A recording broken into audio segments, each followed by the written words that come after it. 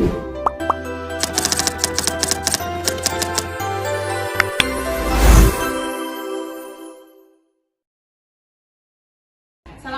warahmatullahi wabarakatuh. Saya Siti Faidah Tunisa dengan NIM 207240030 dari Badris Tadris Biologi kelas 3B. Saya di sini akan menjelaskan biokimia yang menjelaskan tentang karbohidrat. Karbohidrat adalah golongan senyawa organik polihidroksi aldehid atau polihidroksi keton atau senyawa lainnya. Apabila dihidrolisa dapat menghasilkan kedua senyawa tersebut. Karbohidrat berasal dari kata karbon C dan hidrat H2O. Molekul karbohidrat selalu mempunyai perbandingan antara hidrogen dan oksigen sama dengan 2:1. Rumus umum karbohidrat adalah CM sama buka kurung H2O dan M. Tetapi tidak semua senyawa yang mempunyai perbandingan H adalah 2 dan O adalah 1 adalah senyawa karbohidrat. Contohnya asam asetat yang mempunyai rumus C2H4O2 bukan termasuk karbohidrat. Penggolongan senyawa karbohidrat berdasarkan susunan molekulnya. Karbohidrat dapat digolongkan menjadi 3 golongan sebagai berikut, yaitu yang pertama ada monosakarida, yang kedua ada disakarida atau oligosakarida, dan yang ketiga ada polisakarida. Monosakarida adalah golongan senyawa karbohidrat yang paling sederhana, yang tidak dapat dipecah lagi menjadi gula yang lebih sederhana.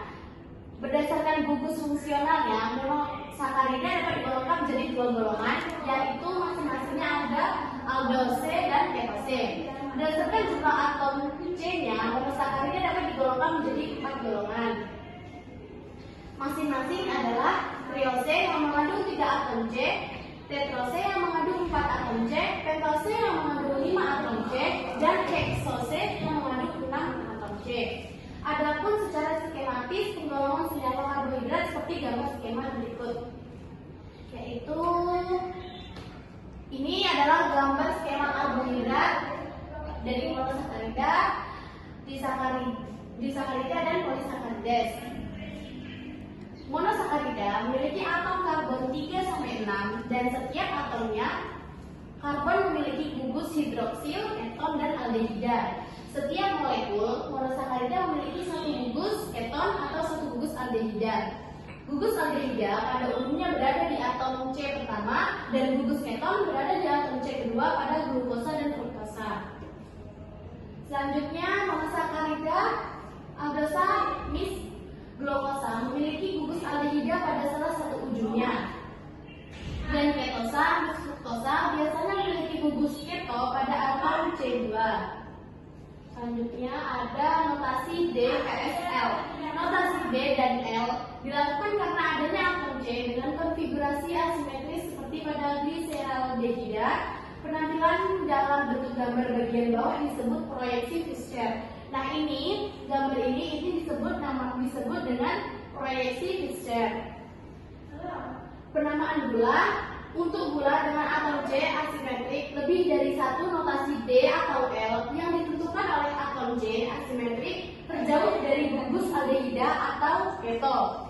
Gula yang ditemui di alam adalah dalam bentuk isomer D. Gula dalam bentuk D merupakan bayangan cermin dari gula dalam bentuk L.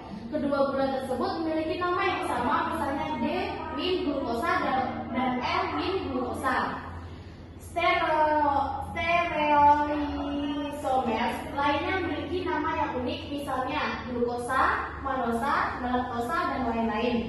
Jumlah stereoisomer adalah 2N, dengan N adalah jumlah pusat asimetrik, dan aldosa dengan 6C memiliki 4 pusat asimetrik. Oleh karenanya memiliki 6 stereoisomer, 8 gula berbentuk D dan 8 gula berbentuk L.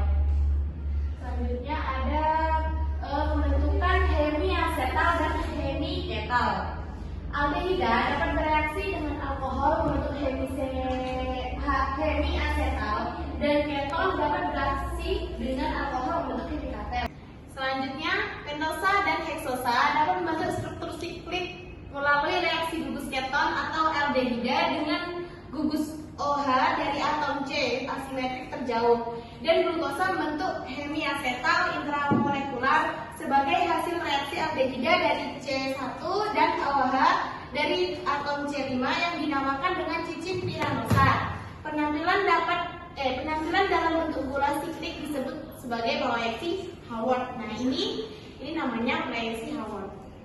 Selanjutnya, pembentukan cincin siklik glukosa menghasilkan pusat asimetrik baru pada atom C1 dan kedua stereoisomer disebut anomer. Proyeksi Haworth menunjukkan bentuk cincin dari gula dengan perbedaan pada posisi OH di C1 anomerik.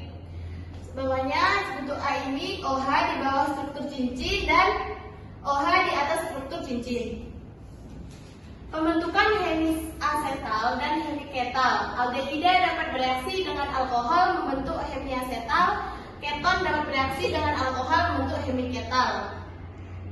Karena sifat ikatan karbon yang berbentuk tetrahedral, gula piranosa membentuk konfigurasi kursi atau perahu tergantung dari gulanya. Dan penggambaran konfigurasi kursi dari glukopiranosa di atas lebih tepat dibandingkan dengan proyeksi Haworth. Oksidasi gula aldehida. Ini gula dan ini asam deglukonat. Ini dia dari glukosa kan?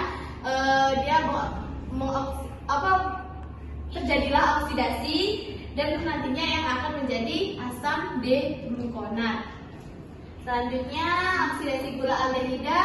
Gula yang dapat oksidasi adalah senyawa pereduksi. Gula yang demikian disebut sebagai gula pereduksi. Senyawa yang sering digunakan sebagai pengoksidasi adalah ion Cu+2 yang berwarna biru cerah yang akan tereduksi menjadi ion Cu+ yang berwarna merah kusam. Hal ini menjadi dasar bagi pengujian Benedict yang digunakan untuk menentukan keberadaan glukosa dalam urin, suatu pengujian bagi diagnosa diabetes.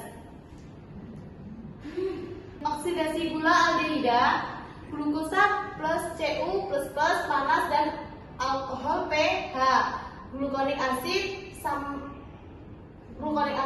ditambah Cu2O menjadi Cu2O is insom PPT dan glukosa sama dengan O2 glukosa oksidas asam glukonat plus H2O2. H2O2 nya diukur menjadi glukosa plus ATP heksokinase yang menjadi glukosa min 6 min P ditambah ADP G-6 min P nya diukur. Turunan gula CH2OH turun menjadi HCOH dan turun menjadi HCOH, turun lagi menjadi HCOH, turun menjadi CH2OH yang menghasilkan jadi D-ribitol. Gula alkohol tidak memiliki gugus aldehida atau keton, misalnya ribitol. Gula asam gugus aldehida pada atom C1 atau OH pada atom C6 dioksidasi membentuk asam karboksilat, misalnya asam glukonat atau asam glukuronat. Turunan gula amino. Gugus amino menggantikan gugus hidroksil sebagai contoh glukosamina. Gugus amino juga dapat mengalami asetilasi seperti pada N-asetilglukosamina. Dan selanjutnya ikatan glikosida. Gugus hidroksil anomerik dan gugus hidroksil gula atau senyawa yang lain dapat membentuk ikatan yang disebut ikatan glikosida dengan membebaskan air.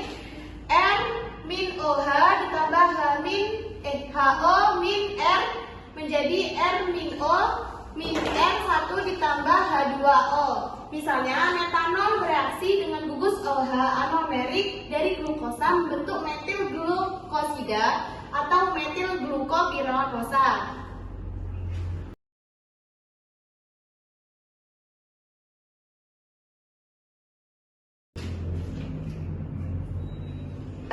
Yang kedua ada reaksi uji karbohidrat. Yang pertama ada tes Molis. Dasarnya adalah pembentukan furfural atau turunnya disebabkan daya dehidrasi asam pekat terhadap karbohidrat. Dengan N-metol, furfural akan membentuk suatu senyawa yang berwarna ungu. Kedua, ada pembentukan oxazon. Suatu aldosa atau ketosa akan bereaksi dengan fenilhidrazin membentuk fenilhidrazon atau kristal dan menjadi kristal. Yang ketiga ada tes Benedict. Larutan tembaga alkalis dapat direduksi oleh gula yang mempunyai gugus aldehida atau keton bebas yang menjadi Cu2O, endapan merah bata. Dan yang keempat, modifikasi tes Barfoot. Tes ini ditujukan untuk membedakan monosakarida dari disakarida. Perbedaan dengan tes Benedict ialah bahwa pada percobaan ini reduksi terjadi dalam suasana asam. Reaksi terdiri dari larutan kupriasetat yang ditambah dengan asam laktat. Selanjutnya yang kelima ada tes Seliwanov. Pada umumnya reaksi ini spesifik untuk ketosa. Dasarnya ialah pembentukan 4 hidroksime furfural yang bereaksi dengan resorsinol dengan 1,3 win dihidroksibenzen yang membentuk suatu senyawa yang berwarna merah.